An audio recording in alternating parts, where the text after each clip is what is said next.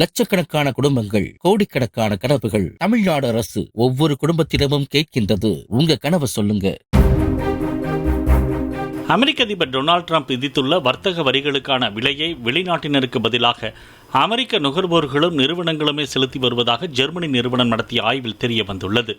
Trump தனது வரி கொள்கை மூலம் மற்ற நாடுகளிடமிருந்து பணத்தை பெறுவதாக கூறி வந்த நிலையில் நடைமுறையில் அது அமெரிக்க இறக்குமதியாளர்கள் மீதே கூடுதல் சுமையை ஏற்றியுள்ளது.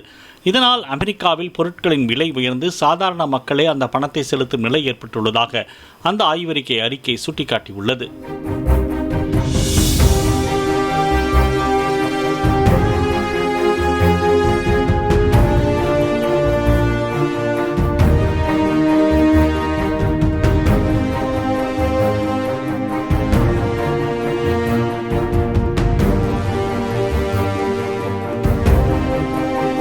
லட்சக்கணக்கான குடும்பங்கள், கோடிக்கணக்கான கனவுகள். தமிழ்நாடு அரசு ஒவ்வொரு குடும்பத்திடமும் கேட்கின்றது, உங்க கனவை சொல்லுங்க.